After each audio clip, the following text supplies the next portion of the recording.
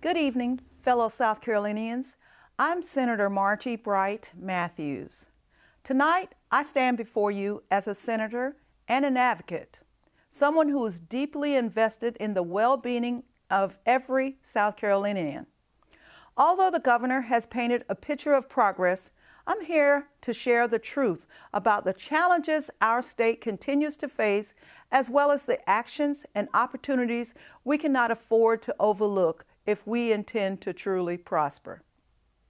The truth is, our economy can't be as robust as you've described, Governor, since our Finance Committee recently uncovered a $1.8 billion discrepancy in our Treasury that ultimately led to the resignations of the Comptroller General and the Auditor. Last year, Treasurer Loftus testified under oath that he knew where the $1.8 billion was and that it had earned over $250 million in interest. Now they say the $1.8 billion never even existed. Imaginary money. What is the truth? Yet, our leadership continues to support Treasurer Loftus, knowing that we cannot afford to entrust our state's financial resources to a politician who has proven he knows nothing about protecting and investing the people's money. Governor, how can our state's economy thrive if you are not willing to demand transparency and hold the treasurer accountable? The Securities Exchange Commission is investigating South Carolina. There are numerous potential tax implications. The damage this mismanagement could do to our state's credit rating would be devastating. Where's the money, Treasurer Loftus? And where's the accountability, Governor McMaster? The buck stops with you. South Carolina taxpayers deserve answers, especially when it's estimated that it'll cost us close to $15 million to audit, defend, and monitor the state treasurer. We cannot continue to pay millions of dollars to outside accountants to hold the treasurer's hand. Shouldn't that money go towards education, workforce development, and critical infrastructure investments? Every move state government makes impacts South Carolina's economy and hardworking taxpayers who love our state just as much as we do. From education to healthcare to job creation, the state of our state's economy impacts every South Carolinian's quality of life.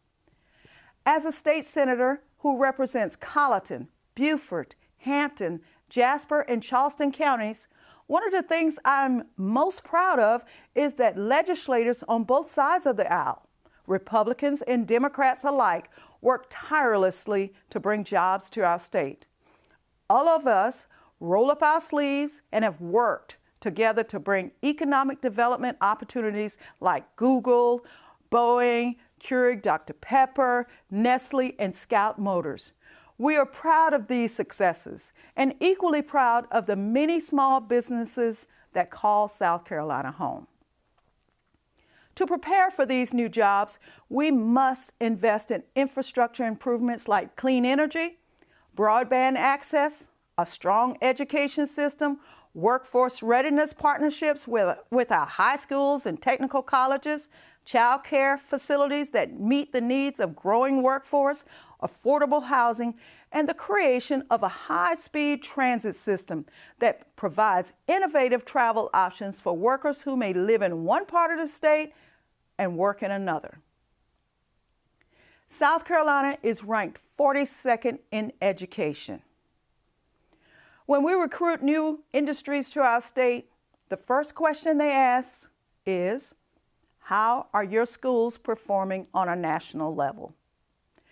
Companies know they're going to need an educated workforce. Governor, the answer is not choice. Instead of sending out tax dollars to private schools, we should first fully fund our public schools, something South Carolina has neglected to do for decades. You see, many South Carolina children who need a quality education don't have a choice. Neither do their parents. School voucher bills like the one we're debating once again this year only defund and dismantle public education even more. Taking money from public schools and giving it to private schools won't improve educational outcomes for thousands of children who need it the most. Our public school districts need every dollar that private school vouchers will siphon off of their per pupil costs. If this voucher bill passes, our ranking will plummet. South Carolina will not be able to create or maintain a well-educated workforce if we continue to deplete the education lottery funds, all while knowing that education lottery revenues are already decreasing. Our state's leaders should keep in mind that everyone wants to earn a good living so that they can afford to raise a family and eventually retire with dignity. That won't be possible if we defund the South Carolina Education Lottery, which has made college achievable for thousands of South Carolina families. With 5 million residents, South Carolina is small to our border states, yet we seem to legislate each year based upon the scorecards of bordering states like Georgia, as it takes on school vouchers and tort claims issues. It's time for you to stop peeking at Governor Kemp's report card so that we can begin to tackle our own challenges right here in South Carolina. Challenges like funding our mandates, educating our workers, making innovative infrastructure investments, and ensuring that housing and health care are affordable and accessible. And since you want to peek, just take a look at what insurance companies are doing to the people of North Carolina. Why would we want to make it more difficult for South Carolinians to seek justice after they've been wrong? Or vilify jurors who are just everyday people doing their civic duty, the same people we trust to elect us? And all because big insurance companies just don't want to pay up. We've got to protect insurance businesses, small businesses, and injured citizens by placing caps on coverage increases and not allowing insurance companies to do here what they've done in other states like North Carolina and Florida, where some still refuse to pay legitimate insurance claims from natural disasters like Hurricane Helene. South Carolina is a special state that we are blessed to call home. Yet each year, the supermajority legislates based on what neighboring states are doing. Push national narratives in order to win the next election. The buck stops with you, Governor McMaster. Republicans have controlled our state government for over 20 years. Your party now has a supermajority in the House and Senate. The people of South Carolina would be appalled to learn that this fiscal fiasco in the Treasurer's office dates back to 2017. This is what one party's domination has gotten us. We're missing billions of our tax dollars. Our schools are underfunded, and our infrastructure is crumbling. Instead of investing more of our tax dollars to continue the cover-up, perhaps that money would be better spent giving South Carolinians a real income tax reduction or cutting income taxes altogether. Imagine how much more appealing South Carolina would be to industries if we did that.